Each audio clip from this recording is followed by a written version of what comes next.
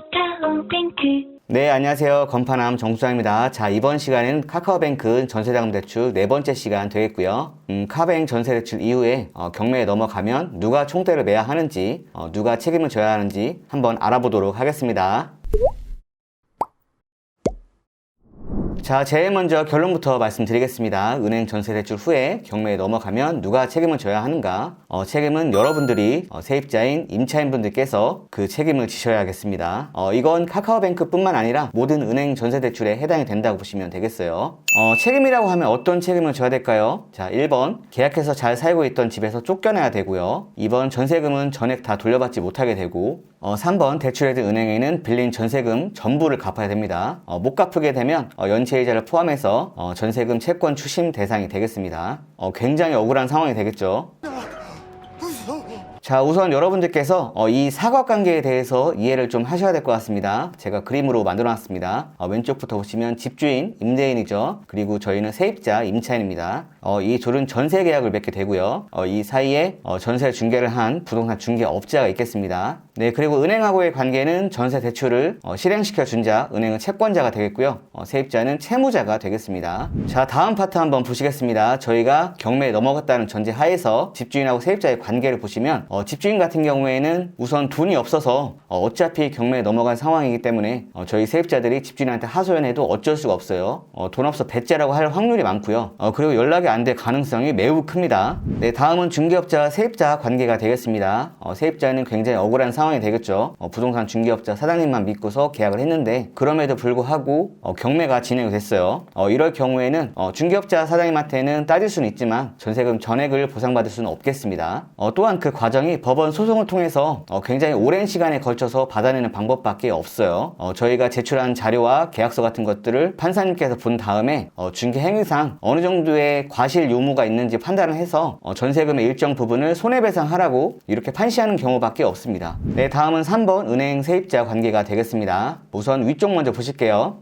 경매에 넘어가더라도 전세금을 다 돌려받지 못하더라도 은행 측에서는 이렇게 얘기를 합니다. 고객님 굉장히 안타까운 상황이 됐습니다. 그래도 저희가 대출해드린 전세 보증금을 갚으셔야 됩니다. 라고 얘기를 하게 되겠죠. 여러분들께서 은행을 통해서 전세 대출을 받았으니까 안전할 거라고 생각하실 수도 있는데 사실은 이렇게 돼 있습니다. 은행은 굉장히 형식적인 절차에 의해서 대출 승인을 해준 것 뿐입니다. 이게 말이 전세 대출이지 사실상 여러분들의 신용을 담보로 한 신용대출의 성격을 지닌 대출 상품이라서 결국 어떻게든 여러분들께서는 은행에 빌린 전세 보증금을 지급해야 됩니다. 저희가 경매에 넘어가더라도 전입신고 확정일자를 받은 경우에 최우선 변제금을 받을 수가 있는데 나머지 못 받은 부분에 대해서는 최우선 변제금하고 합쳐서 대출받은 전세 대출 금액을 은행에 상환해 주셔야 되겠습니다. 만약에 못 갚게 되면 전세금 채권 추심 대상이 되겠죠. 근데 이게 굉장히 억울한 게 은행에서 애초에 세입자를 보호하고자 노력을 했었다면 집주인분에게 질권 설정을 하거나 아니면 은행 명의로 전세권 설정을 하거나 전세금 반환 보증 보험에 가입을 시켜주든지 아니면 세입자 보고 의무적으로 가입을 하라고 이렇게 유도를 했었어야 됩니다. 시중에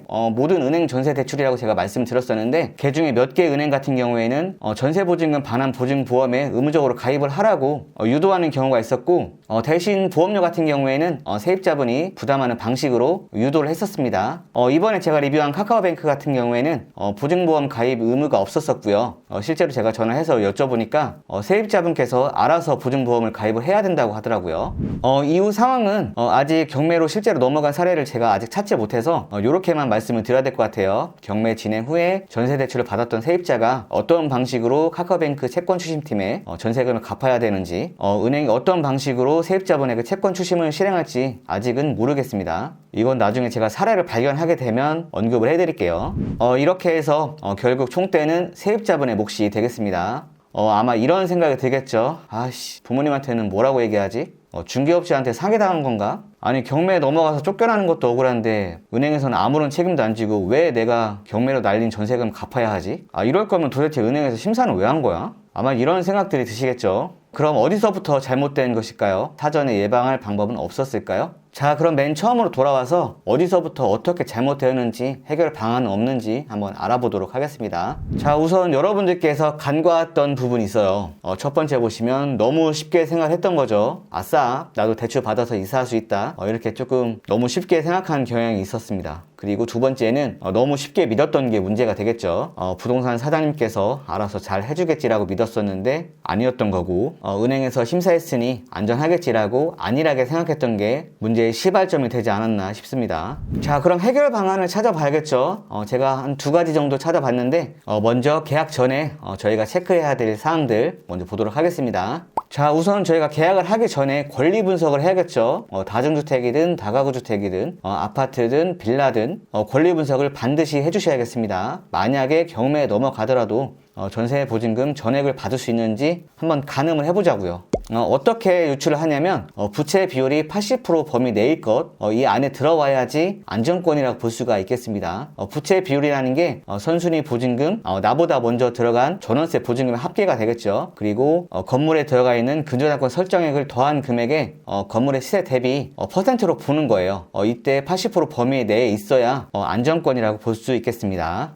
네, 권리 분석 같은 경우에는 헷갈리니까 다시 한번 짚어보도록 하겠습니다. 선순위 임대차 보증금 확인서라는 게 있어요.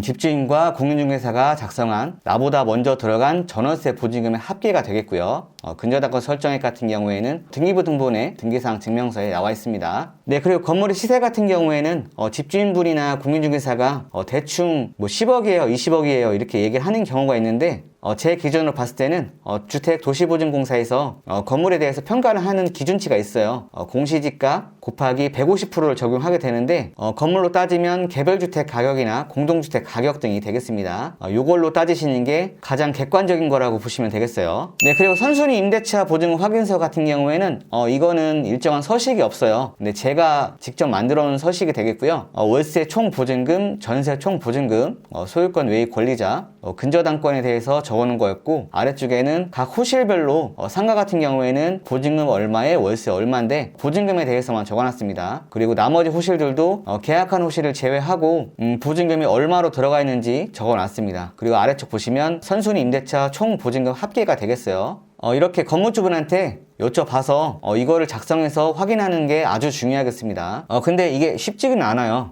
건물주분들이 기분 나쁘다고 해서 보증금 전체 다 안 알려주는 경우도 많고요. 모른다고 대충 뭐 한 몇 억 정도 들어가 있을걸? 뭐 대충 이렇게 얼버무리는 경우가 많습니다. 그리고 앞서 제가 말씀드렸던 카카오뱅크 전세자금 대출 계약서 작성할 때 특약사항에 승인이 불허될 경우에 계약금은 전액 돌려주기를 한다라는 문구가 있잖아요. 이게 사실은 엄청나게 힘든 거예요. 건물주분들이 기분 나빠서 안 해주려고 하니까. 근데 저 같은 경우에는 제가 주로 임대를 놨었던 건물들 위주로 카카오뱅크 전세자금 대출을 진행을 하기 때문에 그렇게 받을 수가 있었던 겁니다. 여러분들이 쉽게 생각을 하겠지만 이런 선순위 임대차 보증금 확인서하고 계약서에 특약사항 넣는 거 그렇게 쉽지 않아요. 건물주분이 안 해주면 그만이니까요. 네, 그리고 두 번째, 경매에 대비해서 저희 세입자들이 계약 후에 해야 할 것들 이렇게 적어놨습니다. 오른쪽에 보시면 전세금 반환 보증보험 가입이 되겠어요. 이게 뭐냐면 전세 계약 종료 시에 전세 보증금 반환을 책임지는 일종의 보증 상품이 되겠습니다. 종류는 주로 많이 하는 게 세 가지 정도가 되겠어요. 허그라고 하죠.